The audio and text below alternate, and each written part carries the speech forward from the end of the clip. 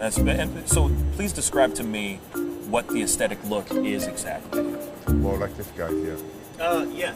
So we'll go ahead and bring Oh wow, you really have to come in here?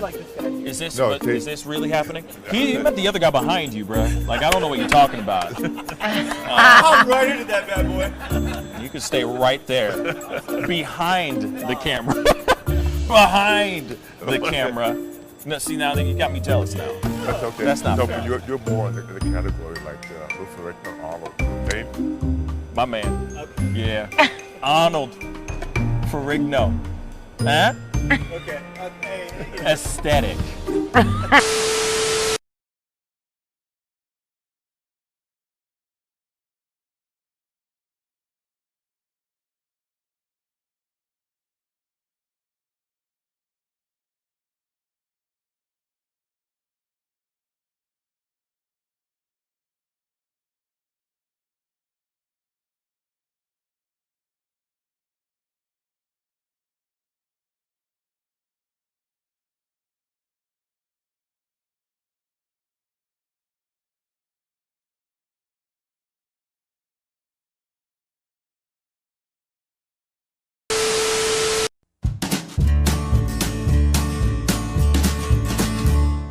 That's great, partner. You two ever go outplace everything in its proper place? That does not make sense, but we usually do go, we head to Kroger's and we work. Oh, yeah. I've got a lady waiting for me back home also. She has the most beautiful scrotum.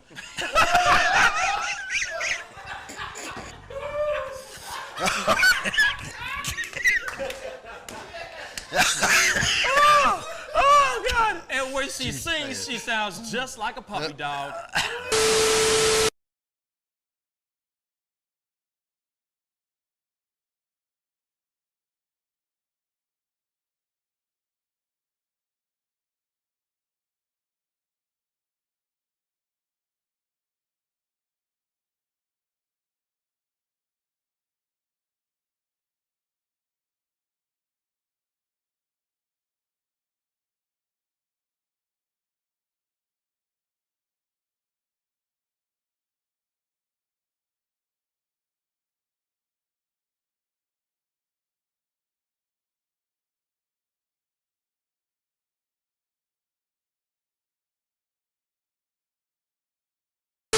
How do you nail a photo? Just gotta get in the mode. You gotta talk with your eyes.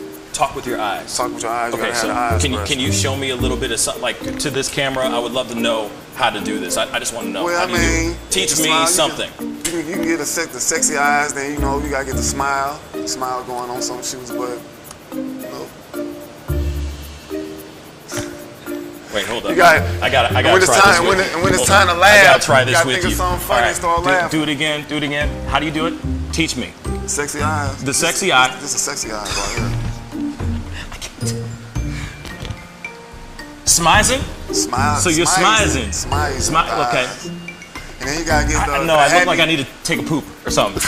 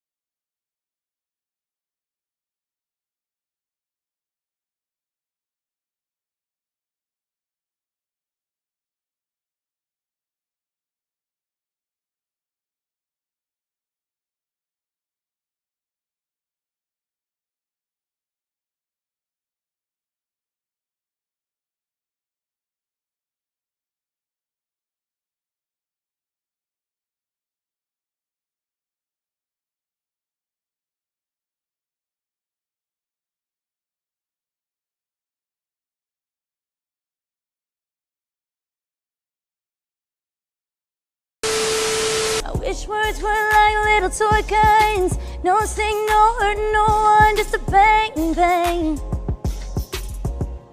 Right? Is that it? Yeah, it's something like that. Just a bang, Toy bang, guns. rolling off your tongue. Toy guns. It's no smoke, no Bang, bang. bullets. Water guns. All right.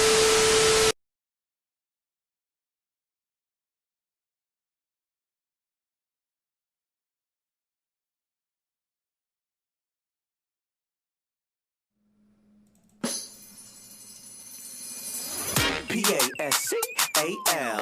You are now rocking with that dude Pascal. We be going wild, Haitian in the building, so original. Got the haters catching feelings. Get your hands up to the ceiling and keep them held high, cause St. Louis isn't ready. Forget about it, goodbye. Hold up, we just saying hi. Five somebody, rise up weekdays. Catch us live, somebody, let's go. Good morning, everybody, and welcome to the Pascal Show. Good morning, everybody. Good morning, everybody. I hope you're all enjoying your Wednesday. It is Hump Day. We already got to Hump Day. Isn't that crazy how quickly this week has gone so far? Man, we got a lot of stuff to talk about, but I'm hoping you guys are having a wonderful Wednesday, a wonderful one. I also want to give you guys a quick reminder. I know that, right now, I woke up to some terrible news, okay? Regardless, on where you stand politically, with things that are going on, a loss of a life is still a terrible, terrible thing, okay? It doesn't matter where you stand in the conversation. A loss of life is still a terrible thing. We are going to be talking about that story. There's quite a bit to unfold. There's a lot to digest. There has been more added news as of the time that they broke this news this morning, or late last night, very early this morning or late last night, however you look at it. So there's a lot that we need to talk about, okay? And it's sad. Still, no matter what, it is still very, very sad. The Haitian president, the president of Haiti, Jovenel Moïse, has been assassinated. Assassinated, y'all. It makes you realize how precious and how delicate life really is, and how untouchable we really, or how touchable we really can be. Most of us think that we are untouchable, but even when you're in a higher ranked place in life, you still can have bad things like this happen to you. We are going to be talking about that, but I don't want to get all sentimental or get sad and all that stuff. We're going to talk about this stuff, though. You know what I'm saying? But first, I got my fellas in the house. As we always do, we got to say what's up to my boys. Both of them are in the house. D and T. D and T. David and T in the house. What a guan, fellas. Man, it's everything's good here. It's already getting pretty hot in the day, though. It's like 90 out there. But, everything's good here. Managed to get my lifting in before the show today, which is always nice. Puts me ahead of time on everything. Nice. You got your swole on. Okay. T, how you doing, man? All right. Hey, David's hard to follow right now, working out. He got his swole on early. Yeah, having a good morning. Just hoping for a nice week, and waiting for the weekend. So it's already hump day already. It's a fast week, so hopefully we can have a good weekend. Agreed. I think we're all ready for a good weekend. Or a good rest of this week, and of course a weekend. But let me just say this though too. Let me say this though too. There is still the hurricane, or the tropical storm / hurricane, right? That's heading towards, or has hit land, that has hit Florida. So of course, thoughts and prayers to everybody who is in the state of Florida. I mean, real talk. This is it's not looking good right now with this particular storm. They keep saying that they're getting ready for a hurricane. Like, they're saying it's going to be a hurricane, but it hasn't turned into one on near Florida as of yet. But like I said, my thoughts and prayers go out to everybody. Stay safe. Don't do anything crazy or stupid. You know what I'm saying? Don't try to get front row seats to this storm. You know what I'm saying? You're better off staying at home and safe. You know what I'm saying?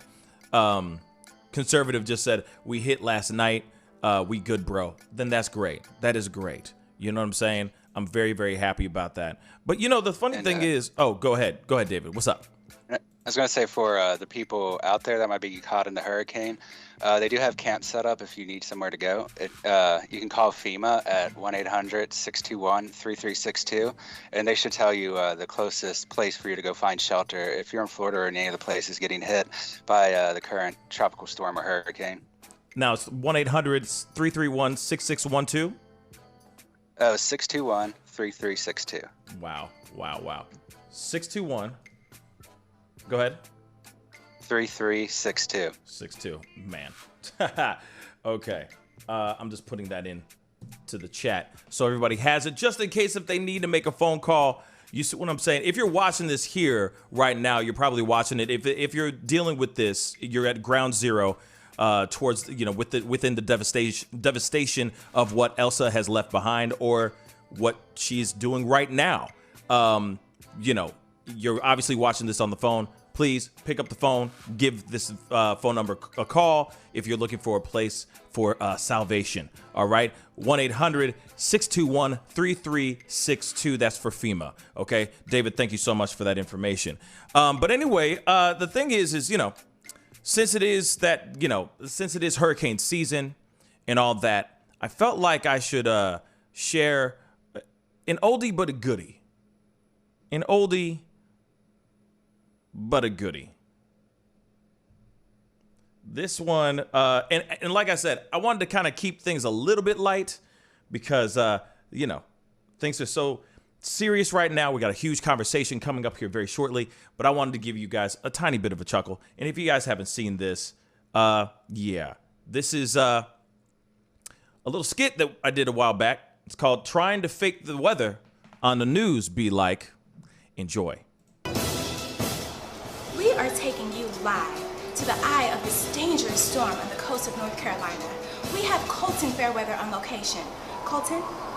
Yes, that's right. This is Colton Fairweather in the eye of the storm, and I'm telling you, this wind is intense. I just don't even know what to do with myself. This is all man. So much rain, so much hail, the wind. I mean, it's like gale force winds, but I like to call it the ugly stepsister, Susan Force winds. I don't know what to do with myself. This hail coming in sideways.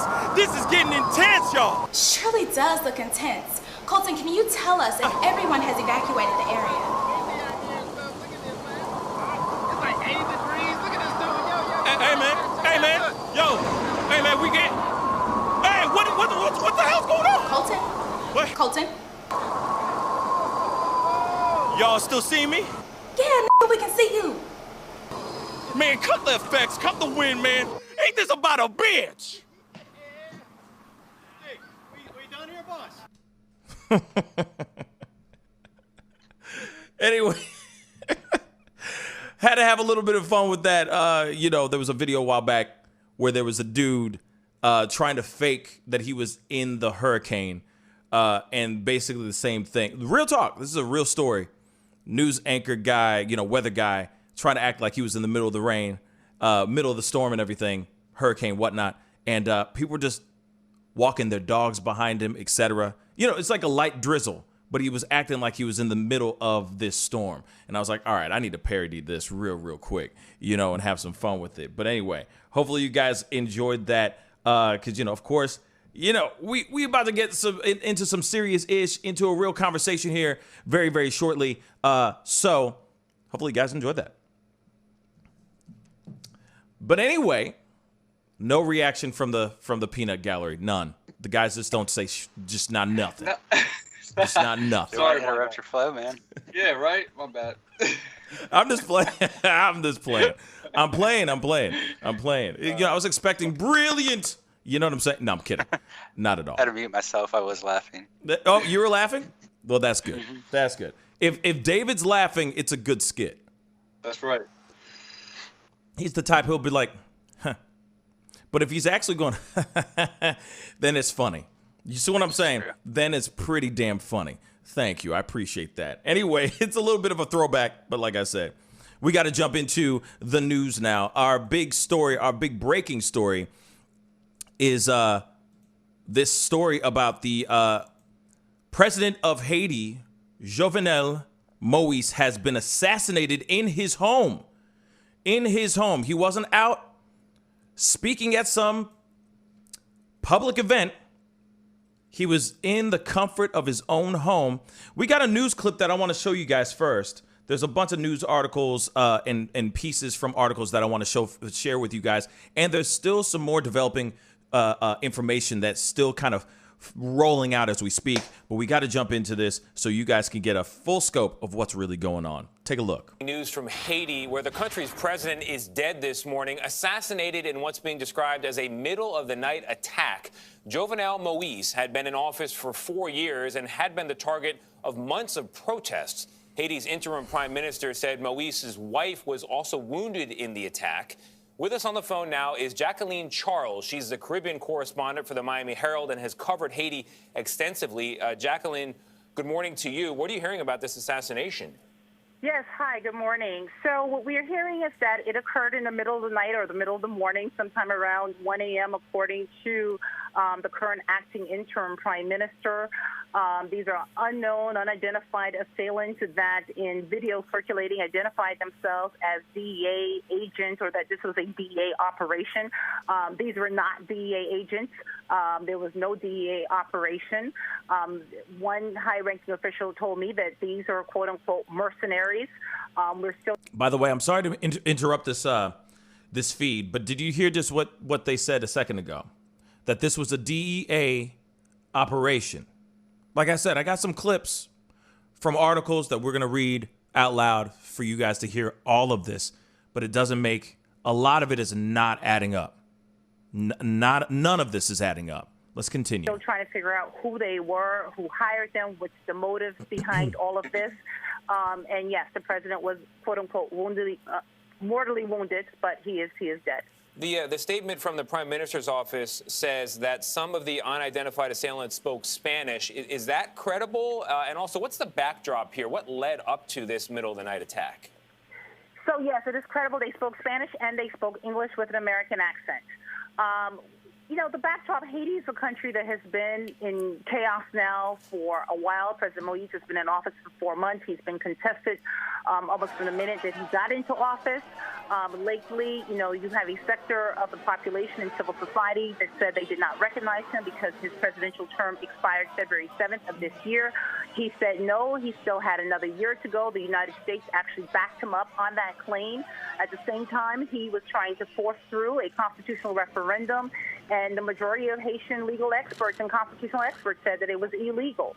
At the same time, he's been getting pressure to hold legislative elections because he's been ruling by decree since January 2020. And in ruling by decree, he made a number of decisions or passed presidential orders, one of which was to create a secret intelligence agency. And he also redefined what would be considered, you know, terrorism, basic acts of protest like burning tires. They decided that that was terrorism under these new domestic laws.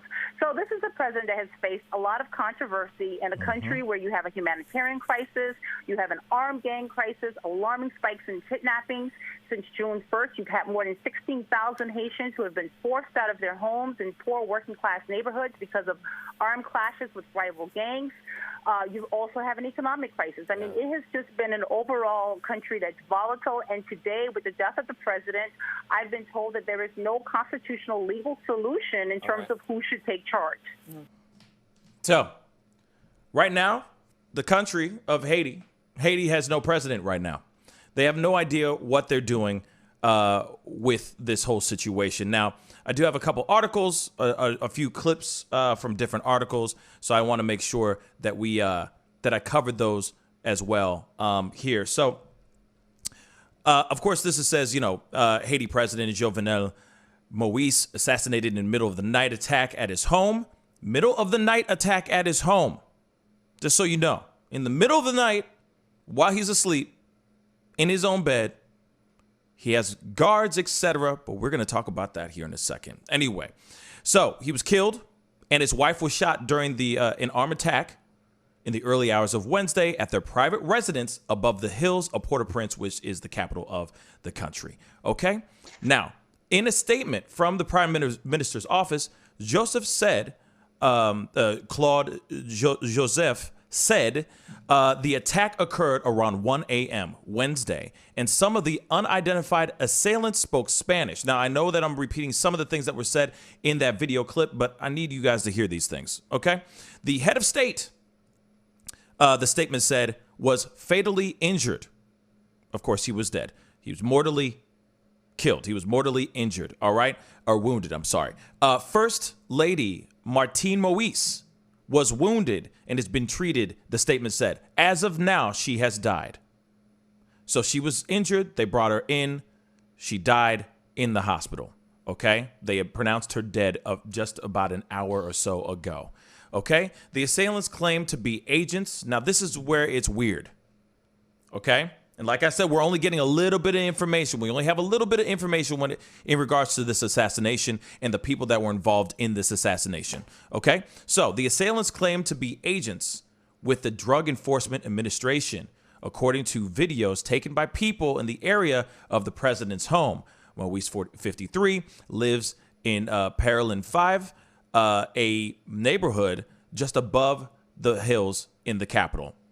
On videos, someone with an American accent is heard yelling in English over a megaphone. DEA operation, everybody stand down.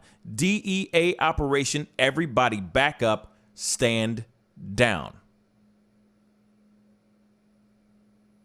Now, they're saying that there were people in there, like we heard in the video, and of course, what we were reading in this article as well from the Miami Herald. They're saying that some of the men were speaking, some of the mercenaries or some of these men were speaking English in an American accent, all right? And some could speak Spanish, or some of them were speaking Spanish. So we don't really know where this is coming from, okay? Sources said the assailants, one of whom spoke in English with an American accent, like I just said a second ago, were not with the DEA.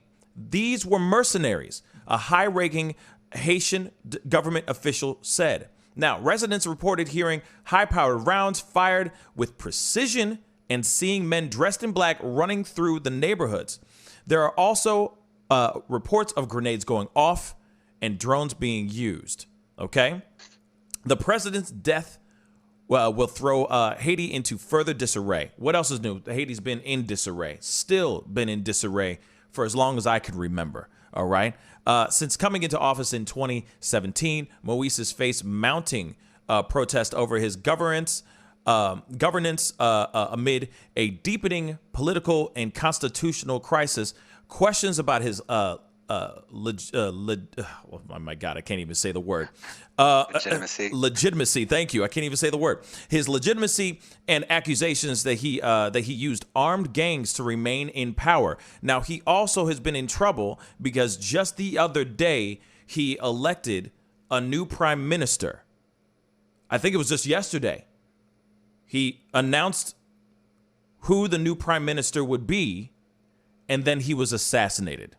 All right? Yeah. So one thing before you jump in, I know you want to jump in like double dutch, but hold on. So the thing is that all this information we don't fully know. I also want to point something out too. None of his bodyguards, security, etc., there was no harm to his bodyguards. There was not a scratch to his house. The only people that were harmed were Moïse and his wife. No one else. Seems a little odd, don't you think? Now, David, thoughts? All right, so, well, it definitely could be just mercenaries. Some of them could have been working with the DA in the past. part of what I think, it may very well be in the DEA. I'm not saying it's not, but it's also possible that the people who were claiming that were just trying to get them to surrender, because when the DEA comes, they come with bombers and jets and everything compared to what they might face from other groups. But there has been a lot of internal problems and a lot of people angry and protesting the president in Haiti for quite a while. But here it is, though. They have been having, sorry, I don't mean to interrupt you, but this is, this is my country. I know this stuff that's going on over here. This is the thing. They have been having problems like this forever. It doesn't matter. There have been tyrant leaders as president for Haiti. I mean, from Aristide, etc. I mean, it goes on as long as my body. You know what I'm saying? So to me, this whole thing, some people have been exiled, like banished from Haiti. They, overnight jump into a plane, they fly off, etc. This whole thing right here seems odd. Just saying. Every other president has either been banished, because they've been corrupt as hell, okay? I don't think I've seen any president in Haiti actually be an uncorrupt, pristine angel as a president. They have always been corrupt in some sort of way. But this one is different because this man has been assassinated. Other people have left the country or have, disappeared overnight kind of thing. They'll jump into a plane and they'll fly off to wherever, Spain, wherever. They just fly somewhere else and get away from Haiti. This one, though, no one was harmed. Security wasn't harmed. No other shots were fired at security. No, there's no bodyguards that are dead. The only people that are shot and killed were the president and now his wife. Seems very strange. Didn't mean to interrupt you, but I'm just saying, there's been a lot of BS.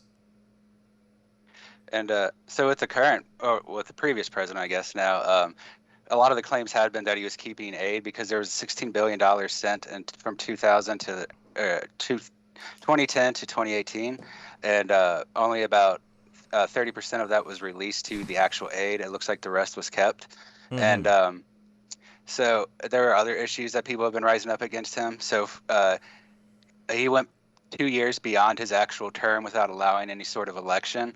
And in February of 2021, opposition parties all said that his term ran out.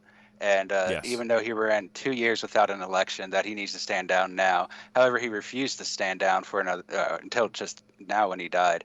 So it definitely looks like, obviously, like you're saying, there's always corruption there. But this one, I do think this could have very well been targeted from natives or maybe with some foreign support, because he has been denying some Haitians re-entry, getting rid of others, and stuff like that. He was the one that said that they can't take Haitians back from America because they don't have enough space and resources for them, even though from the donations received, they should have the resources to treat them. And so even more than a lot of the other recent presidents within Haiti, it seems like this one has definitely kind of gone beyond, mostly by just ignoring the democratic institutions and staying in power regardless of the fact his term was over and the fact that he was disallowing elections. But I do think the DEA could still be involved one way or the other. I would be kind of surprised if it was really the DEA, but it's definitely possible because it just doesn't sound like the engagement doesn't sound like how the DEA acts to me. And I've worked with the DEA and I've seen them work, and it doesn't really sound like this is the DEA to me, but it could be. What I think might be the case, since they clarified it later in that article, some of them were probably ex-DEA that ended up signing on with some sort of contract or mercenary group. Mercenaries, that's pretty common. Sure. Yeah, mercenaries for sure. I mean, you think that those things only exist in the movies, but they real. And they out here, and what happened here is still still corrupt and still terrible. And yes, he's gone for, you said 2 years, you said, right? I just don't want to misquote what you just said. He's gone 2 years without an election, and he's just like, hey, it's fine. I'm still I'm still president. Wow, that could have been. Wow, never mind. I'm not going to go there. It could have been, you know what I'm saying. You know exactly what I'm saying, guys. Okay, that could have happened. That could have happened. But anyway, that didn't, because America isn't as, well, I'm going to watch what I'm saying here. Isn't as corrupt, but let's just be real. A lot of things are done in plain sight, even here, and nothing happens. So when it comes to what's going on over here, clearly people were very upset with the idea that he was still running things, that he was still saying how things go. And what's sad is that is the problem with the structure within Haiti itself, right? The structure of how things are done over there is still very corrupt. They still have so much to do. There's so much to do in Haiti. And when you think suddenly things are going better, you see how quickly things go left. And somebody who was elected president feels like they can stay as long as they want without running an election. Him just saying, no, I run this. This is my place. I'm the president. Look at me. Look at me. I am the captain now. And it's not like that. So, of course, the country, the people are going to react. In fact, the government inside, because you got to be real, this is most definitely an inside job. This is most definitely an inside job. I'm not going to sit here and say that it was America that did this or anything of that sort. I'm not going to say that. This is most definitely an inside job. If you got security, the house isn't like nothing was, not a scratch on the house. Security laid down their guns, right? Laid down their weapons type thing. Something's weird. Something is weird. Either this is the people making this happen, or this is the government, the other officials that work alongside Moïse, that were sitting there basically saying, enough is enough. Either he's becoming a tyrant. He is going into dictator status, and we ain't for that. And therefore, this happens. But like I said, these are all theories. You know what I mean? I'm hypothesizing. You know what I mean? Nothing concrete is out there. All we know is what we know right now. And like I said, this is just, it's really messed up. Because no matter what, you know, when you have a leader, when you have family, when you have children, when you have women and children involved, and those people are,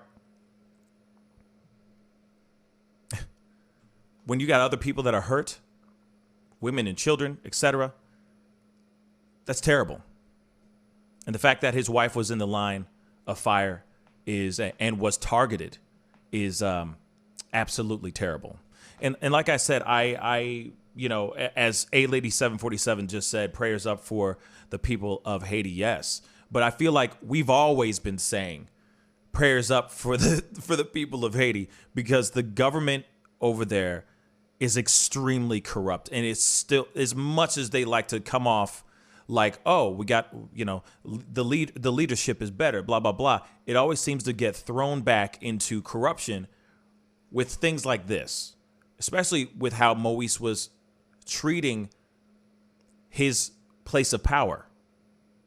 The fact that he wasn't respecting the guidelines, respecting the rules, and saying, I'm going to stay as long as I want. That shows how corrupt the country's government is as well. If that president is not willing to respect those rules, right? I mean, this should be a warning to us, especially. Because this thing could happen in the U.S., and it almost did happen in the U.S. We could have been in the same situation. Yep, that's exactly what I was trying to allude to. You know what I'm saying? Like, hey, you know, this could have happened. This very well could have happened. And the funny thing is that the things that are going on in Haiti with the burning of tires and the protesting and et cetera, it's happened here too. Only thing is that nothing devastating happened to any of the elected officials. You see what I'm saying? Of all levels, all the way to the top to all the way to the bottom. You know what I'm saying? All right. So when it comes to this, Haiti's got a lot of work to do. I love that country. It's beautiful. The people are amazing. The food, wow. The music, woo, amazing. But they do have a lot. Haiti has a lot of work to do. A lot of work to do.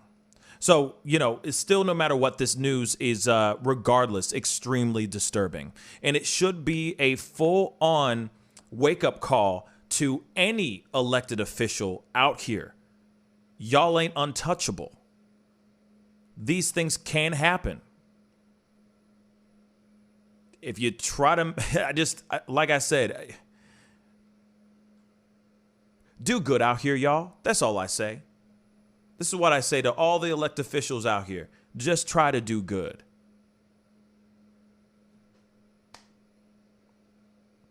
It's a terrible story. May he rest in peace, and may his wife rest in peace. Real talk. I'm like Scarface. You know what I'm saying? No women, no children. You know what I'm saying? Ever. So when I hear about this story, it's sad. T. As far as the First Lady of Haiti being deceased, that's not confirmed yet.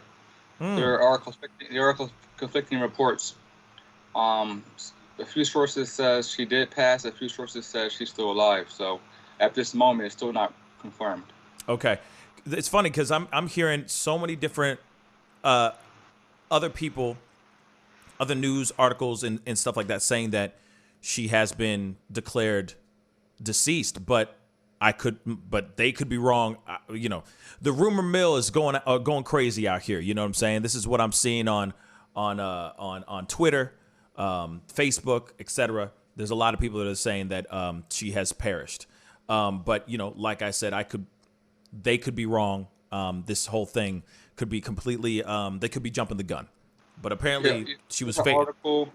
There's an article from Dominican today, that says she is not deceased. The rumors are false, and that's a neighboring country, so I'm assuming they may know more than someone else, possibly. True. And T, thank you for that added correction. We'll see. I mean, obviously, if she still here it is. If she still is alive, then I hope she pulls through, right? But if what we've heard so far that she has perished, then of course, no matter what, it's still devastating news. This whole story is very devastating. And like I said, this should very well be a huge wake-up call to every single elected official all over the world. Because here's the thing. This could inspire a lot of other people in other necks of the world. Okay? In all the four corners of this world. The world isn't flat. But anyway, but you get what I'm saying. This is just a reminder that life is precious. And that even these elected officials, they're human too. So, like I said, thoughts and prayers go out to the Moïse family. Thoughts and prayers most definitely go to Haiti because right now they have no president right now as we speak. Obviously, of course, they're gonna be working that thing out. Obviously, they have a procedure, of course, and all that. So, thoughts and prayers go out to Haiti. Like I said, I wish that country would get it together. I wish Haiti would get it together. I love Haiti. It's just too corrupt for anyone to live in. That's why you see people trying to find refuge in other countries, trying to leave, because of how corrupt and messed up the country is, But like I said, there's a lot of speculations out here saying that America's involved in this. We do not know. We do not know. All we know is that there was American accent English speaking people as mercenaries. And those guys are just guns for hire. Let's be real. They have no affiliation with any country. You pay their price, they show up and they get the job done. So that could be anything. They could be paid from anybody. Okay? So thoughts and prayers go out to Haiti. David, you're going to say something? No, that's pretty much it. But, okay. I just heard noise, so I thought maybe I was going to add on that there were also Spanish-speaking assailants as well. Yes. English and Spanish. Absolutely. Yes. Which was covered in that article. Yes. And so, like I said, it's Spanish-speaking mercenaries and English-speaking with American accents mercenaries as well. So like I said, this could be anybody, okay? The Pioneer says here, Pascal, this operation didn't come from the people or grassroots. Clearly, a bunch of foreigners from other nations came to do that. The average poor people on the street couldn't do that. No, now, I'm not saying, I wasn't saying that it was the people of Haiti. I'm talking about the government, the higher ups, the government officials, etc., that could very well be a part of this, that are paying these mercenaries to do their thing. Maybe these guys are not wanting President Moïse to be president anymore. So therefore, they're like, hey, who can we get? Let's call up a couple dudes that look like, what's his name? Hemsworth, whatever his name is, Thor. You know what I'm saying? To come in and get the job done.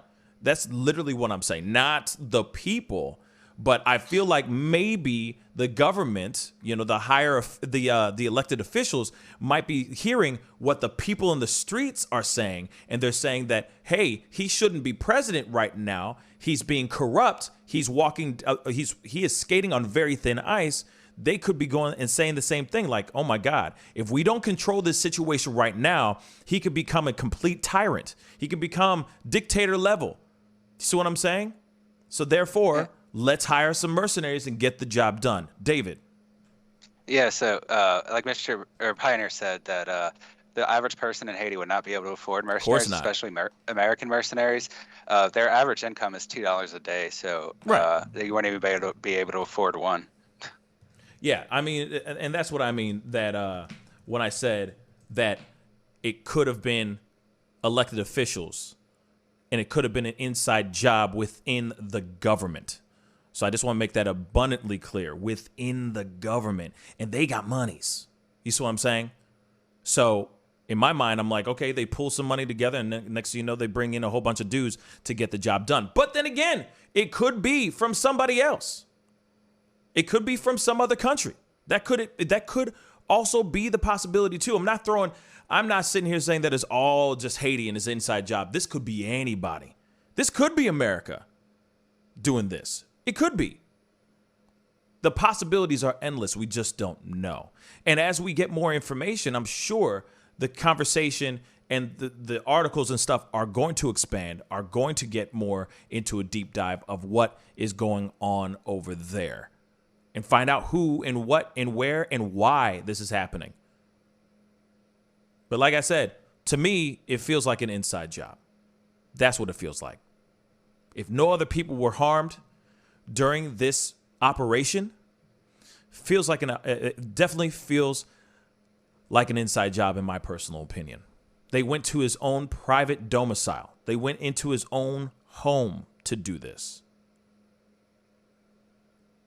It's just sketchy to me. Very, very sketchy. But we got to jump. Oh, go ahead, T. What were we going to say?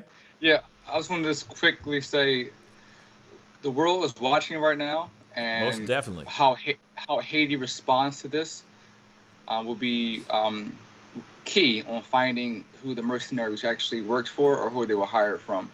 Facts. So actions speak louder than words. So we're going to see exactly how they respond. I mean, Haiti has an army, I'm assuming. And the Haitian president had bodyguards and security.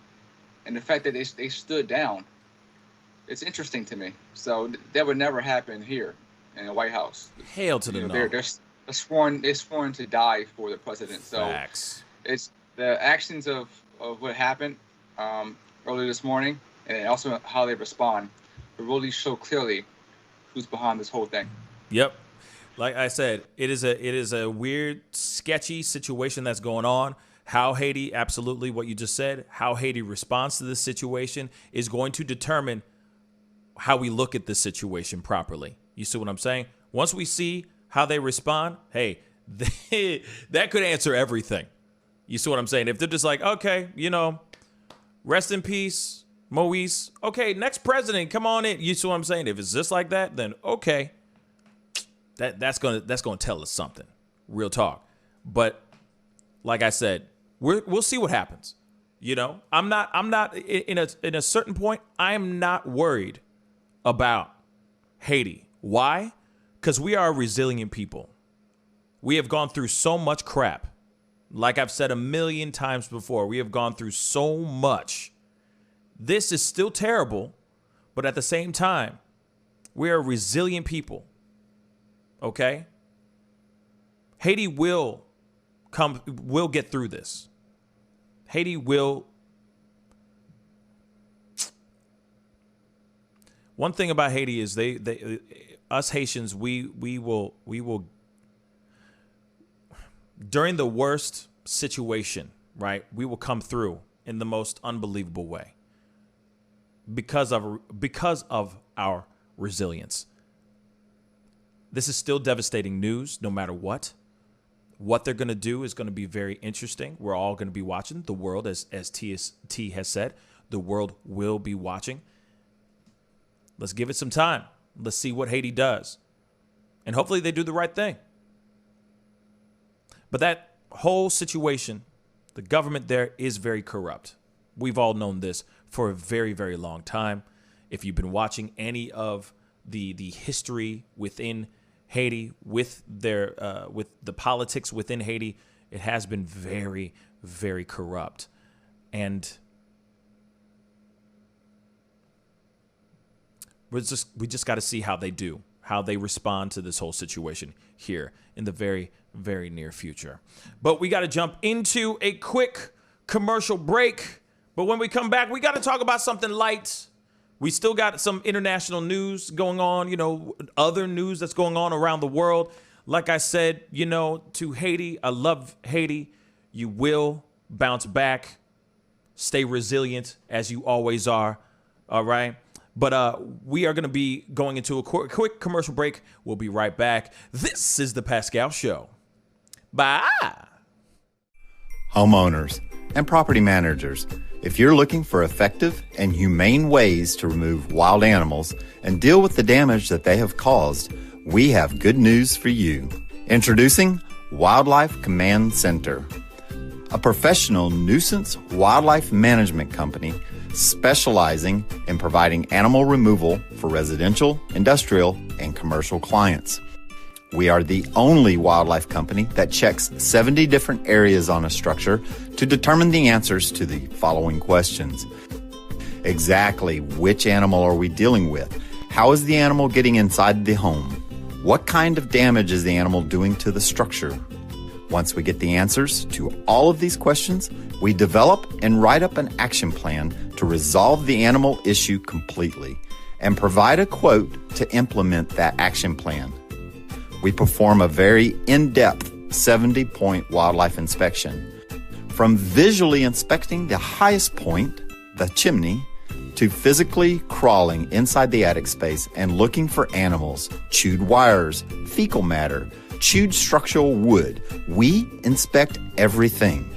Our inspection process covers all of the following 70 points: animal-proof chimney cap, roof ridge vents, roof to soffit junctions, dormer fascia, attic gable vents, gutter lines, fascia trim, garage door, utility penetrations, water, gas, electric, and cable, bathroom vents, attic roof ridge vents, attic electrical, wiring, junctions, boxes, and lighting, concrete decks, additions, wooden crawl spaces, basement plumbing, penetrations, ceiling, floor, and wall.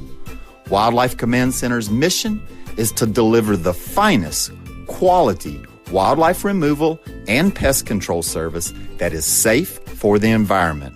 For more information, call us now. Hey, welcome back, guys. Thank you guys so much for sticking around and being a part of the conversation. If this is your first time checking out this show, please go and crush that subscribe button. I do this show Monday through Friday at 9 a.m. Central Standard Time, and I also do a Tuesday through Thursday 7 p.m. Central Standard Time show. So please crush that subscribe button, okay? Don't forget to hit that like button down below. That would really, really mean a lot. We work really hard out here in these streets to give you guys the stories of the day. And don't forget to hit that join button down below. $4.99 helps fund this show because we work hard out here in these streets. Real talk. We really, really do. Anyway, we got to go into our news briefing of the day, of the things that are going on in the world. You know what I'm saying? Because there's a lot going on aside from just Haiti. So let's chop it up about that, man. We got David with our quick briefing. What's going on in the world aside from Haiti? David? Yeah, so relatively speaking, it's been somewhat quiet, but there's still quite a few major stories. Well, the first one, though, I'm going to address is in Montana, because in the region of Helena, a grizzly bear attacked and killed a person camping on Tuesday. And so right now they're searching for the bear. They do plan to kill the animal since it killed a human being. And there's only a town of like 100 people in the area where this happened. However, right now they have pretty much the entire town is out on the hunt for this grizzly bear because the bear has come back previous times. And they say that it's still wandering through their camps even after it killed a human. So if you go camping up there, make sure you bring bear spray, or just don't go there right now. There's an angry grizzly bear. You should just avoid that. Okay, so for the UK, this is about Assange. The United States will be allowed to challenge a UK court ruling that blocked Washington's extradition request for imprisoned WikiLeaks co-founder Julian Assange. The U.S. government has received limited permission to challenge the UK decision not to send Assange to the United States to stand trial, WikiLeaks said on Wednesday. London's High Court ruled in January that the imprisoned journalist should not be extradited, citing concerns about his mental health and well-being. Assange has spent more than 2 years behind bars at London's maximum security Belmarsh prison. The U.S. Justice Department has charged the Australian journalist under the Espionage Act, accusing him of leaking classified information in 2010. At the time, WikiLeaks published documents detailing abuses, including possible war crimes carried out in the U.S. military in Afghanistan and Iraq. He could face up to 175 years in prison if he is extradited. And so Assange was one of the people that a lot of people were hoping Trump would actually pardon at the end, because there has been concerns that the American government will basically try to remove him or kill him or do something, just make him disappear, because he has a lot of the information he released did show abuse of power, not just the military, but in the government. So that's largely why he's being targeted by the American government. And that is the exact reason that the UK won't extradite him, because they're concerned about the same things that I am, that he'll be basically eliminated because of the information he released. A Russian authority, one of the higher Russian authorities in their government spoke to the Russian national newspaper RT the other day, and he states that after war in the Caucasus and unrest in Belarus, Moscow might see Tajikistan's growing border crisis as just another conflict on its doorstep. But the presence of the Taliban may well cement Russia's role in the regional security. Just over 22 years ago, on February 1989, the last few troops of the limited contingent of Soviet troops in Afghanistan crossed over the Bridge of Friendship linking Afghanistan and Uzbekistan, which became part of the USSR. Previously, Russia had, when they were the Soviet Union, they had been active in Afghanistan. They were the ones responsible for the destruction of all the school and road systems in Russia before the Americans even got there. Because if you look at the area in Tajikistan and all of those areas around there, they did have in the 50s a lot of universities and stuff that have since been destroyed by Russians, and some of them by Americans and British as well. So now Russia thinks it may have to be more involved in that region, since the U.S. is no longer distracting and taking up all the resources of the Taliban. So now it's expected the Taliban will be working against Russia and its Russian holdings in Central Asia, including in Tajikistan, Uzbekistan, and Afghanistan. So right now, half of that country Tajikistan isn't controlled by Taliban insurgents, and that's ignoring the large presence in Afghanistan. Most of these forces originally developed to fight the Russians. They still thought the Americans were Russians. So even if they do reinvade Afghanistan to try and settle it down, I expect they'll pretty much have immediate heavy resistance, probably worse than what we've seen even, to be honest. And those are the major stories for today. All right, man. I appreciate you giving us the stuff that's going on elsewhere, aside from Haiti and everything. Much appreciated, man. Good coverage. Yeah. Thank you. You're welcome, man. Of course, we got to jump into this next story because this one's something that's very interesting. That's been going around, actually. It's been going around for a while, this whole conversation here. And the thing is well, one, I got to get the story here real quick because it disappeared on me. Hold on one second, guys.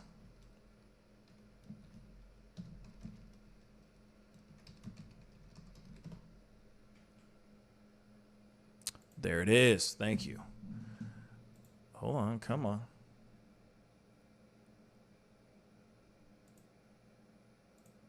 Oh, this thing's acting a damn fool. Let's try this again.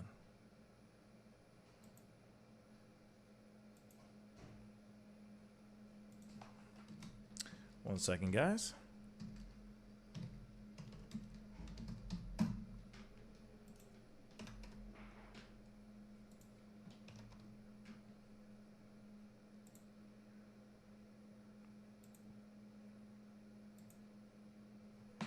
Have mercy.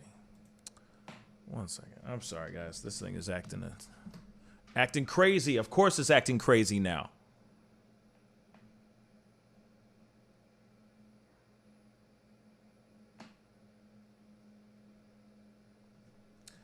Try over here.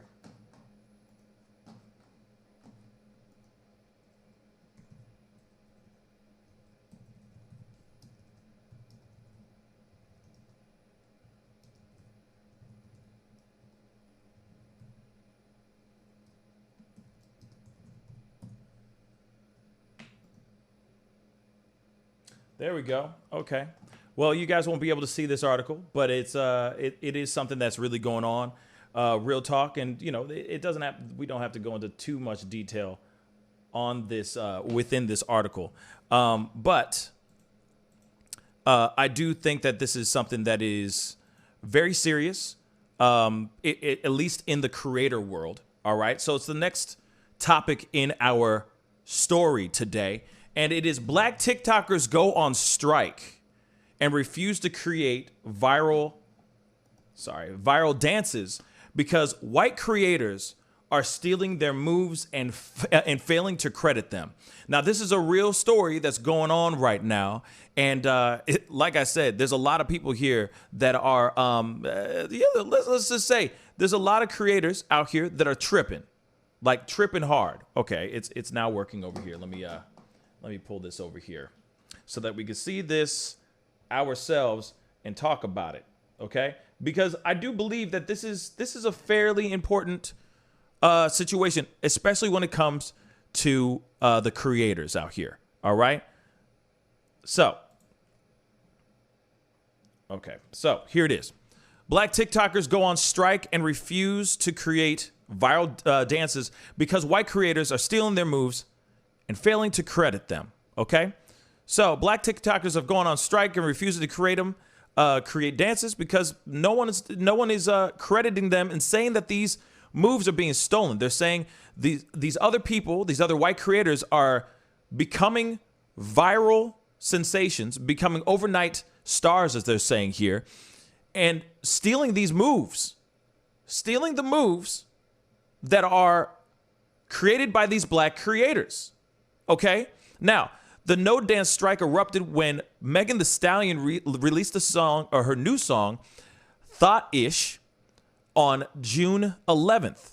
Something that would be typically led to the creation of a viral dance circulating on the social media app, as happened with her song WAP with Cardi B. All right, it's all the woes and all that stuff. Okay. By Tuesday morning, almost 1 month on the song's release, there were around 487,000 videos on TikTok set to the song, but no dance trend has yet emerged. All right. TikTok is known for its viral dance crazes, which Black creators say are often choreographed by them before the trend is picked up by white stars, many of whom have achieved lucrative success outside of the app thanks to their large follower count, like Charli D'Amelio, Kourtney Kardashian's pal, Addison Rae. I don't know why they had to put in Kourtney Kardashian's name in there, but whatever, okay? Several Black creators say white creators then fail to credit them on their work and benefit from copying them, sometimes even taking credit for its creation. Okay, we got to talk about this because this is a real thing. All right, so both Charli, who boasts that she has over 100 million followers, and Addison Rae, who has over 80 million followers, okay, on the app, have previously come under fire for failing to give Black dancers due credit when recreating their work. All right, now the funny thing is there was a TikTok. This is the one I saw. And I don't really, I have a TikTok account, but I barely use that ish. Real talk. You know what I'm saying? Shameless plug. Go follow me on TikTok, okay? The Pascal Show. But anyway, I don't really use it that much. You know what I'm saying? I throw some skits up there, blah, blah, blah. You know what I mean? But here it is. I saw this TikTok, this very TikTok, all right? And within this TikTok, this is the Eric Lewis, all right? In this TikTok, there was he said, I made a dance to this song, and whatever, I forgot what song it was, but he, of course, dance credit me, all right? So then, instead of doing a beautifully choreographed piece, all right, he just flips off the camera and, to the beat and walks off camera, right? But what's funny is that after he made this track, right? Because I can't play the video, the actual, because of the music and everything, copyright stuff. He went on to, he did another video right after that. Because guess what happened? A bunch of other kids, a bunch of other creators, white creators, copied the same dance moves for their videos. When all he was doing was, I'm not creating any music for you, or I'm not creating any dance moves. I'm on strike. But then he turned around and he said, it's really funny. Y'all are out here dancing to this, doing choreography to this, and y'all are getting 900,000 views off of that content that wasn't even supposed to be choreography. And still, he wasn't even credited in those videos. So we have got to talk about this because right now, a lot of white creators, the Addison Raes and the Charli D'Amelios of the world are tripping right now because they ain't got nothing. They ain't got nothing. They ain't got that trendy that trendy dance move, to use in their stuff. Some of these creators are just literally trying to find anything. They're literally trying to make up their own choreography, which obviously sucks. And it's sad. You know what I'm saying? So we got to talk about this. I got to throw it out to the guys. David, T, what are your thoughts? I'm going to throw it to David first. What are your thoughts on this, man? Yeah. So I guess this seems like a normal thing for TikTok from what I've seen, really. A lot of times they do just rip off other people and never give credit for it. That's kind of what TikTok does seem to be. It's always like stealing or borrowing new dance moves and stuff for a quick trend or whatever. So I do think that if these people that are complaining created these dance moves, they can get it trademarked, but that is something you have to prove that you've done. Otherwise, I guess legally it doesn't really matter that they're doing it otherwise. But there is a lot of issues apparently on TikTok with racism, but not just between white and black people. But I noticed that there's huge TikTok trends on like black girls responding to like colorism attacks by other black people or white people or anything. So there's definitely a lot of racial issues on TikTok that seem to be coming up. A lot of and you had that what was it? I guess like a trend where people were like dressing in blackface for a bit and then saying like this is what black people do type thing. So I mean, this is the kind of environment that TikTok I think encourages. So it's not too surprising to me in that way. As far as the actual dance goes, though, I mean, it would be great if people gave them credit, but usually people don't. If they take your move, they're not going to give you credit, no matter who you are, usually. So I don't know what the answer to that would be. I mean, the people that have enough, that are old enough, like over 18, and have some money, can get their stuff trademarked so that they can actually make those people pay them if they use the move. But otherwise, dance does just kind of fall into that open source thing where if you see it or hear it, you can kind of mimic it. It doesn't really, like, at least to me, it doesn't seem like it belongs to any one person or anything, I guess. Yeah, I mean, I think I'm going to throw it over to you, T, here in a second. I just, here it is. We've been seeing this for a long time. Okay.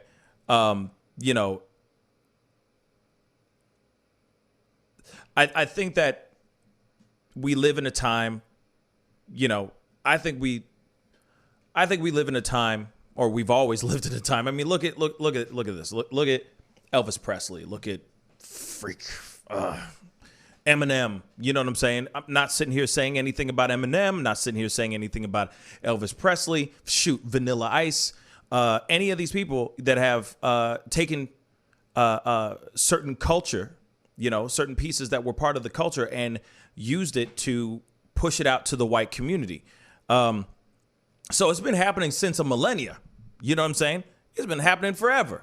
This whole taking something and turning it into something. You know what I'm saying? They took blues and turned it into rock and roll. You see what I'm saying? Or actually, Chuck Berry turned it into rock and roll. Rock and roll then suddenly became the thing that every white artist was using. You see what I'm saying? So, I mean, we could talk about this for days, but at the same time, we also do, and just to keep it fair, there are people that, art is art, right? Choreography, dancing, etc. has been something that has been around forever. And it's all about being inspired from somebody else's movements, etc. Look at, for example, like Michael Jackson. You still see a lot of his movements, in choreography. He influenced a way of how people dance. James Brown, I mean, and I'm not sitting here saying that James Brown was a choreographer, but he danced a certain way to the point where people were copying that. I mean, I feel like we all influence each other in some sort of way. That's what art is, right? It's a culmination of different things, not only just things that come from your own creative mind, but it's the things that you absorb in your brain that turn into that art, right? We didn't learn about tap dancing until we saw somebody actually do tap dancing. And then somebody was able to use that tap dancing, for an example, and expand that into something bigger, right? To turn it into tap dancing. Then you have the Savion Glovers, etc. of the world that were out here just killing it in the tap dancing game. And I know I'm using tap dancing, and it may not be the best example, but you see what I'm saying. Things influence each other, and it grows and grows and grows. But we're not talking about that. We're talking about kids who are literally taking choreography, using it for their own financial benefit, and not giving these kids the credit they rightfully deserve. Now, I want to pull this up really quick because this really just popped up in my brain, and this is a perfect example. Perfect example. I got to show it to you guys. Hold on. Because this is just trash. In my personal opinion, this is absolute trash. I'm not going to show you guys the whole thing, but I'm just going to show you bits and pieces of it. And the thing is, there's something about this that really irks and this irks my soul and angers me more than you can even know. And I'm only playing a few seconds of this. A few seconds because you know exactly why. Okay? Here it is.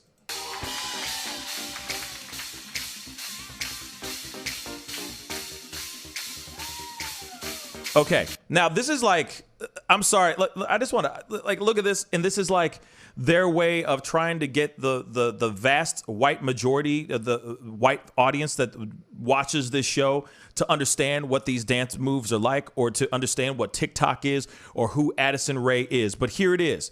They whitewash the hell out of it. No offense, and I love the Roots, but real talk, they turned this into some BS, some bull-ish, okay? Now, when it comes to Addison Rae, she didn't create none of these dance moves, y'all. Not one of them, not one stitch, and she's out here on the forefront. What? Because she got a smile and it looks like she can sell a tube of Colgate? Because she's what? There's plenty of other creators, black creators that made this stuff, that made these dance moves. And she's the one who's showing it to the world, trying to explain it and show it to the mainstream media, all because she has 81 some odd million followers, not the creators of those dance moves.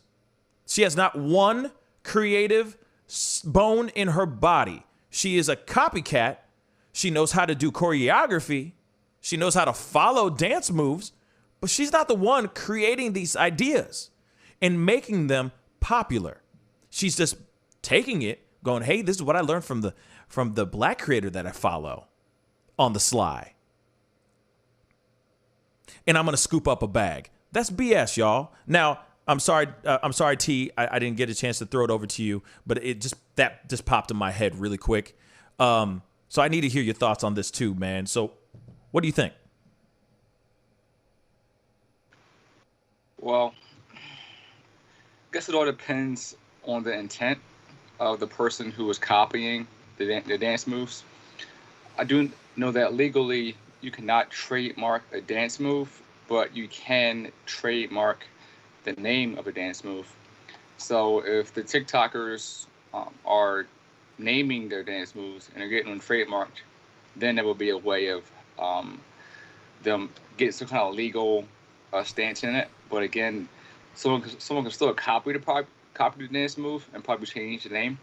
So it's really hard because TikTok, like David said, is designed as a copycat kind of platform where everyone is doing the same thing every day. It's just that it's unfortunate when the person who originated the dance move is not profiting off their own creation. And that's the hard part. And it's the person that's using their own platform intentionally stealing something for profit. And I think there should be some kind of legal ramifications for that, where they have to back up their originality and back up where they or how they created the dance move. As far as historically speaking, like you brought up Chuck Berry, Elvis Presley, rock and roll. Yeah, I mean, black entertainers were considered,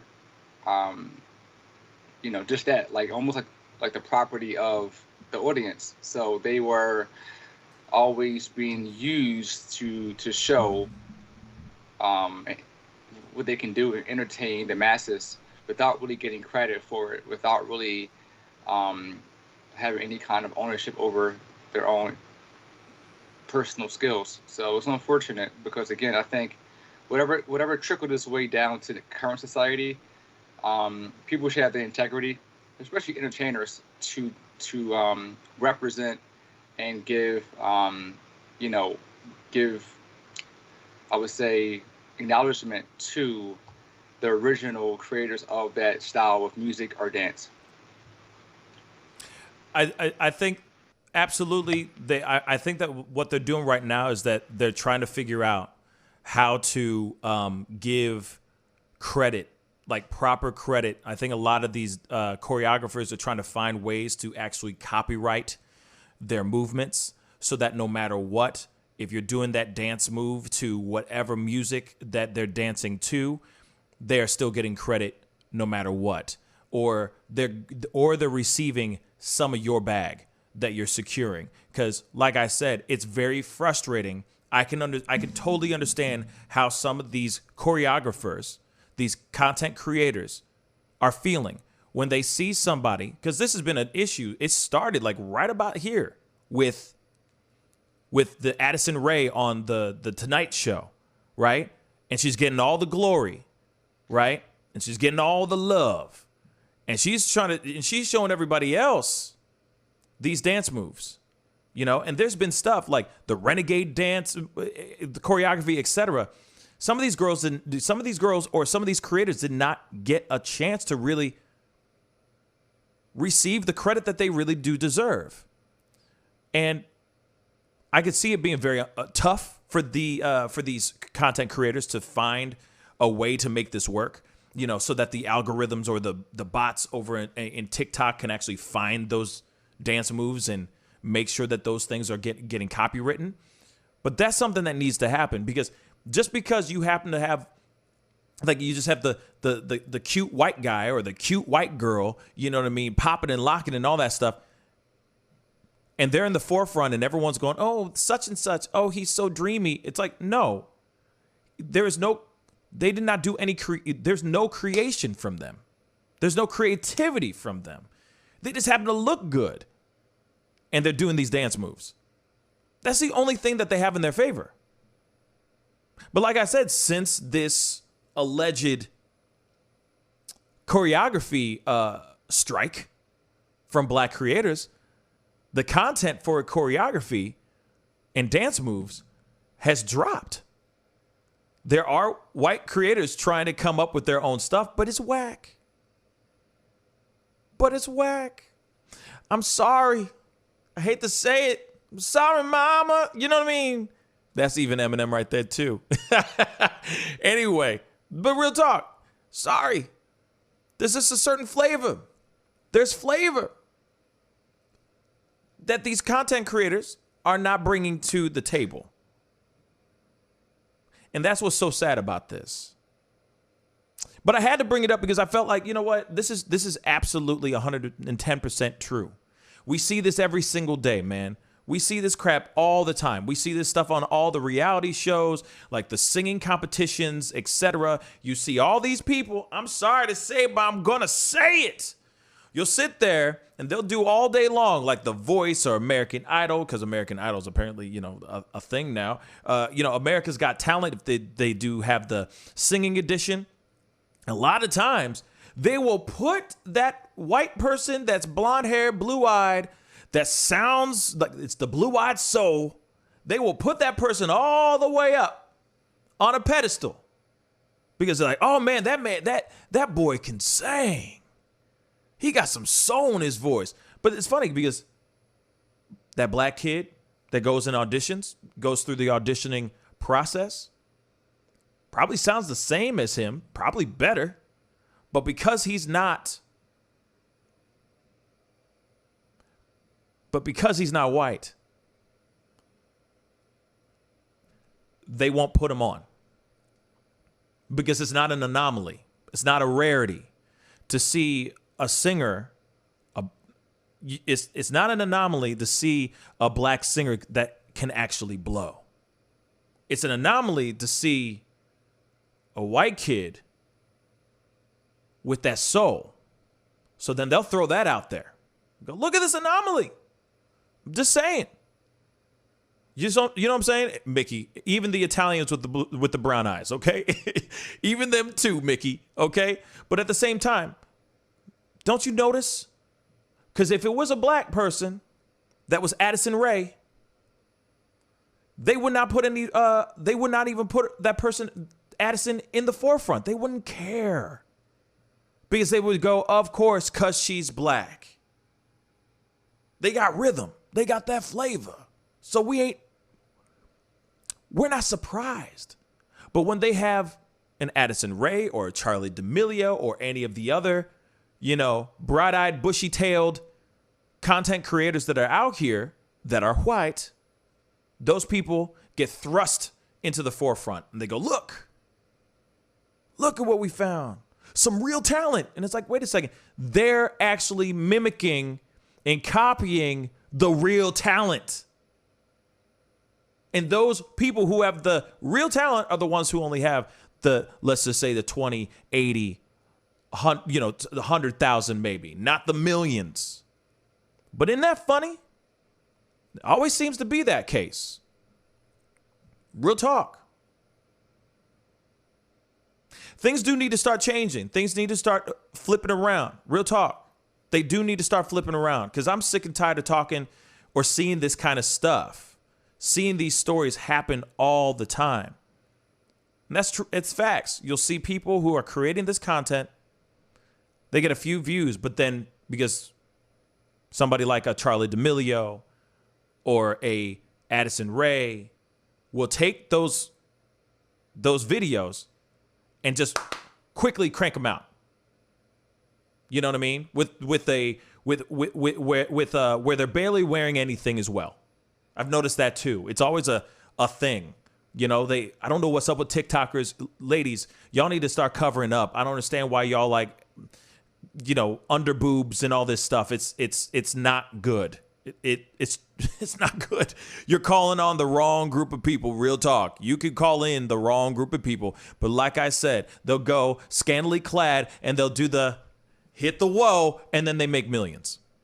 Next thing you know, they're on a reality show or they're coming out with their own singles or they're getting invited on the Tonight Show. And they're the ones who get the credit. And that's not fair. They need to start figuring out how to copyright this stuff. Real talk. Because it's about damn time. None of these creators deserve to be thrown under the bus. It's unfair. These people are the ones that should be getting the jobs and being put out there. Because a lot of these black creators can sell a tube of Crest, a tube of Colgate. They got great smiles. A lot of them are very beautiful individuals. They just happen to have a lot more talent. But they don't want to put those black creators out in the forefront. And that is wrong, y'all. They better fix that quick or TikTok is going to turn into something else. Real talk. Now it's going to be like, I've seen something else where it's like where it's just hypersexualized. Like just hypersexualized content. And I feel like that's the realm that TikTok is going to start walking down if they don't give their choreographers, their black dance content creators, the respect and the acknowledgement that they deserve. Real talk. One thing I think people can do is... Go ahead, David. I was going to say that, so it doesn't, if you do post on TikTok, it doesn't count as like copyright or whatever. But if you do invent a dance move or something like that, if you record yourself and post it on YouTube, give it a name, that will automatically create a copyright for it. So that is one way to kind of at least have a initial record of your copyright claim. Because YouTube will look for other channels that use that material. Right. But just by the virtue of the fact it's fully copyright means that at that point you do own it. And that's pretty common with being the first publication of something. You get a copyright to it if you produce the whole work yourself. So that might be one thing that some like dancers or up-and-coming dancers can do, is to kind of put it on YouTube first, make it clear that they're the one inventing this and that it's their dance or something. And at the very least, they'd be able to point back to it for some sort of legal credibility, or just to point out they're the one that came up with the good dance or whatever it is that people are copying from them. You know, I think that there's many ways to get this taken care of. There's many ways to fry this egg. You know what I'm saying? And I think once they actually realize that and do everything they can to make it happen, I think, like I said, this will be I think that things will be different, you know? Now, I will say this too. There have been other black creators because, you know, like Charlie D'Amelio has been on the chopping block. They're trying to cancel her ass because they're saying that she has not been giving the content creators, the dance choreographers, the credit that they deserve. But she has been, allegedly, she's been doing that for a long time. So we'll see what happens with this whole thing as far as like dancing, how they can copyright dance moves. You see what I'm saying? Because these creators are really amazing, and they're creating some really dope moves that never thought they would be moves. You know what I'm saying? So we'll see what happens with that particular situation. Real talk. Anyway, we got to jump into the next story. And the next and final story of the day is there was an American Airlines flight that was canceled due to 30 teens that were refusing to wear a mask on the plane. They were flying into the Bahamas, and it got canceled because people didn't want to wear a mask on the plane. T's got the story. What's going on, man? Yeah, so there was a flight to the Bahamas from a place called Winthrop, which is in Boston. And so an American Airlines flight to the Bahamas was canceled Monday night because some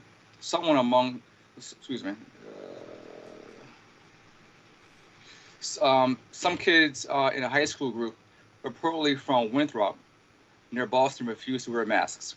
Flight number 893 was ready to depart Charlotte, but a mechanical issue forced the passengers to a different flight. Meanwhile, 75 to 8% of the kids became unruly and not wearing their masks. All they had to do was put their mask on, sit there, no smart mouth comments, and they couldn't do it, another passenger said. A parent said that the trip was for a community service project, but unfortunately it was canceled due to the kids not wearing masks. That's all I have. Okay. Sorry. I thought there was more. Yeah. So there was that flight that was going in, and literally, or they were about to take off, and a bunch of kids were just refusing to get into the plane or wear masks on the plane. Is there a video of that somewhere? You know what? I'm actually trying to find one right now as we speak. But the last I checked, there was one actually. But let me find that real quick.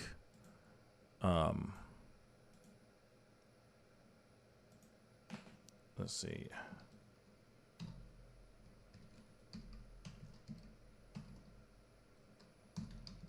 You guys, Lady Justice is saying in chat that even after you do post it on YouTube, you still should go and get it done by the actual copyright government agency, because otherwise it looks like it may not count. But that is, if you at that point, if you have the video, you can make a full copyright claim on it. That should be fairly easy.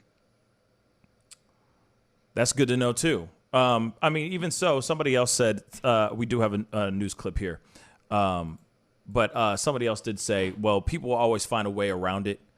You know, like modify it, like tweak it a little bit and say, oh, you know, this is my new dance move. And that's a possibility too. You know, I don't know if there's a way that you can, change the whoa. You know what I mean? For example, hitting the whoa. I don't know how many ways, I don't know what way, how you can change that full movement. You know what I'm saying? You know what I'm saying? How you can, let's just say somebody created the moonwalk, right? Let's just say that, and they copywritten or copyrighted whatever, the moonwalk. How would you be able to modify that a little bit to make sure that it's fully yours? But like I said, people are creative. They'll figure some things out, but not everybody is as creative, and they're just going to copy. They're just going to do the choreography to that new track, to that new WAP, thought-ish, whatever, real quick, because they want to go viral. They want to be the one that gives that newest trend, especially these white creators. They're going to want to, you know, feed their fans, their majority white fans, that are going to want to know what the new hot move is, so that they can copy it onto their TikToks, so on and so forth. So as far as modifying it and everything, I think it's going to be very, very difficult. But anyway, we got this clip here about the kids. It looks like it was about 46 teens that were refusing in this other article I was seeing here. But let's take a look at this. New tonight, a group of unruly passengers cause a major headache for people trying to make it from Charlotte to the Bahamas. A passenger on board Flight 893 called our newsroom this afternoon to tell us what was going on. She called it. Did anybody get a free hotel and a meal? Passengers irritable after American Airlines extended the delay for Flight 893 from Charlotte Douglas to the Bahamas. There was a group of high school seniors celebrating their graduation that was being rowdy and not listening and not wearing their masks. American confirming passenger Stephanie Shawansky's account in a statement saying, per procedure, the customers involved were asked to exit the aircraft. We expect our customers to comply with our policies when they choose to fly with us, and we take action when that is not the case. It marked the second holdup of the day for Shawansky, whose first flight was delayed because of mechanical issues. What's transpired, a bunch of back and forth, I'm assuming, with the parents and the chaperones. The incident, the latest in a trend of passengers behaving badly. Last week, police arrested an American Air passenger at Charlotte Douglas after they opened an exit door to flee the aircraft on the tarmac. Shame on the passengers who have made this flight a living hell for the flight attendants. Early last month, this video went viral after an American Air flight attendant in Charlotte chastised a passenger for unruly behavior. We're on like our third flight crew at this point. But Means, oh, everything's fine. I'm safe. I'm safe and sound. This is trash to me, guys. This is trash. But David, what are your thoughts? Yeah, I wonder if they would be able to actually get back in the country if they went, because yeah, they might not let them back in over that. They would need to at the very least to prove that they're vaccinated. But I mean, obviously, it's just kids acting up. I mean, we've seen it with other groups. Like there was a couple that did it. There was a person with a really small baby or a child that got kicked off for that. So I mean, this is what we should expect at this point. I don't necessarily. I don't necessarily think that everything they're choosing that people have to do is necessarily scientific or in the best health.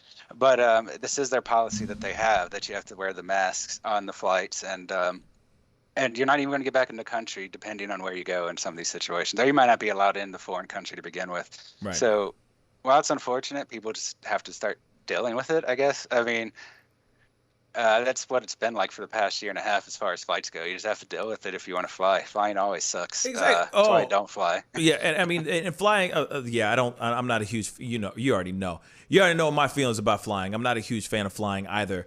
But on top of it, the fact that there has been more issues, more and more over the past year, actually, all due to wear a mask, not wear a mask, etc. It has made the idea of traveling that much more painful, that much more unfun to do. No one wants to. I don't want to. Now I just, if I have the choice, if I could just do a road trip or drive, I'm going to do it. Because there's been more and more issues every single damn day. I'm telling you, y'all. This is ridiculous. And this is just the tip of the iceberg of the stuff that's been going on for the past, I mean, I'm not even going to say the whole year and a half, but like, let's just say for the past 9 months. There are people who are literally trying to run up to the exit and trying to open up the exit to jump out of it while the plane is in flight. There are people that are losing their minds because they refuse to do what the airline is asking them to do, which is what? Wear the freaking mask. But this is the world that we live in. We got all these people that feel like, oh, you're violating my rights. I have a right to wear whatever I want to wear on the plane. And it's like, wait a second. These are the new guidelines. These are the new rules and guidelines. These are the new rules and regulations. Please do what they ask you to do so that they can take the flight, so you can get there in one piece and back in one piece. Flying is already a dangerous act. That is a danger. Like, I understand that people say, hey, you have a greater chance of getting hit by a car or hit by lightning than actually dying in a plane crash. But now, because people are acting a damn fool in the airlines, I reconsider it even more nowadays. It's like, am I sure I want to fly? Am I sure I want to jump in this plane?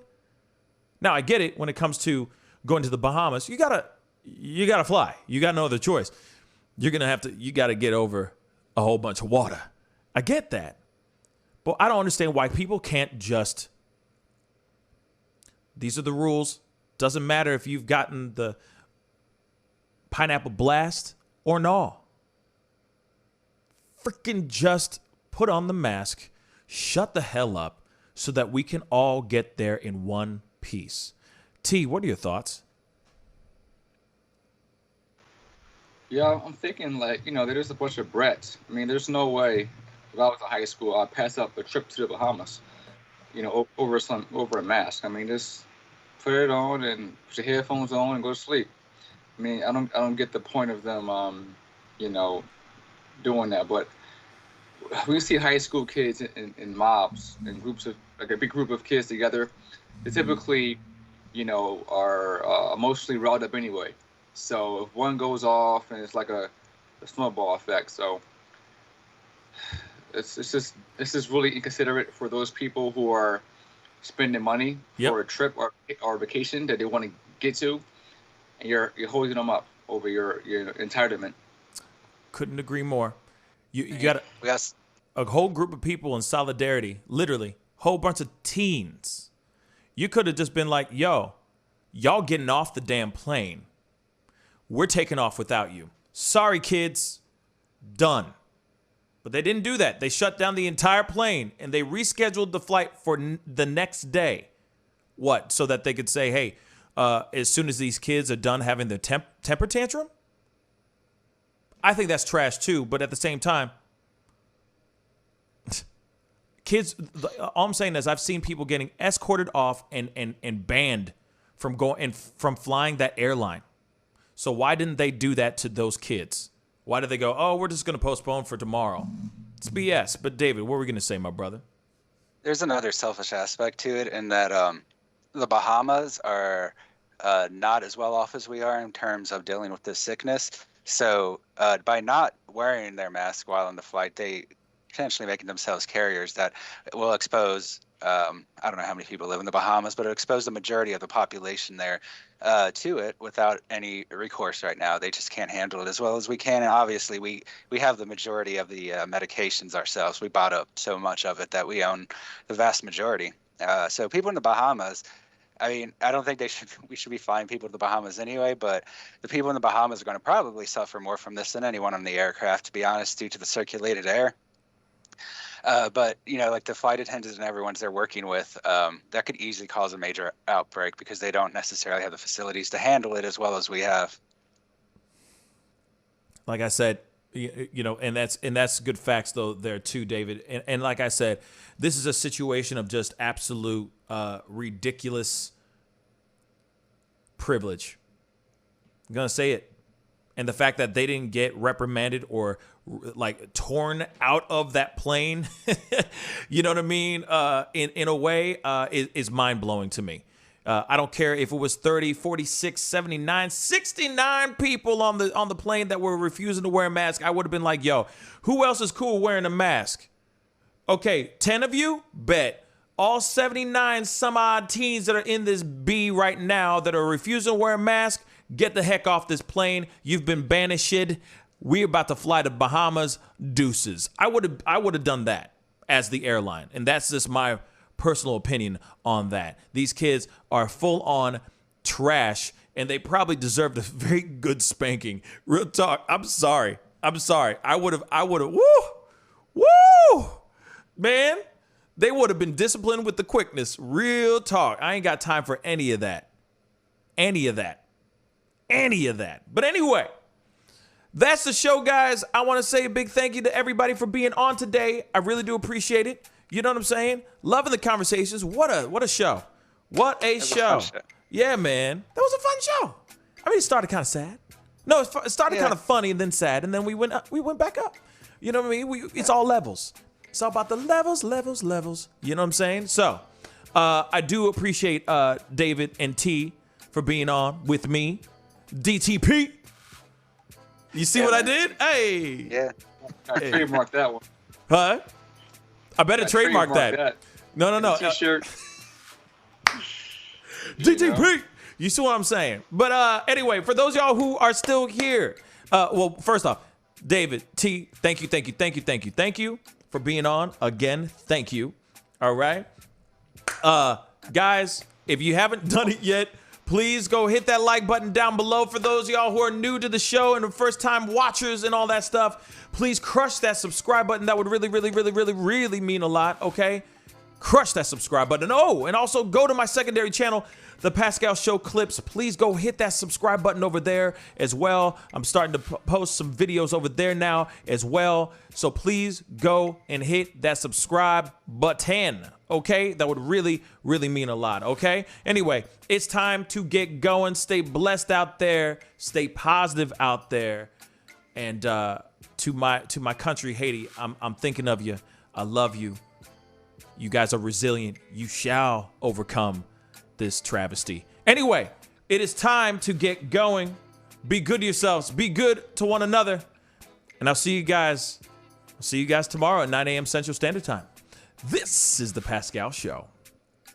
Bye. This is Michael with Wildlife Command Center. Let me tell you a little bit about Wildlife Command Center's extraordinary cash quest. There's $10,000 up for grabs. 12 of these boxes, with $100 in each one, are hidden around the St. Louis area. You find 10, you qualify for the $10,000 grand prize. You get to keep the $100. So, get out there and look and find the treasure in Wildlife Command Center's extraordinary cash quest.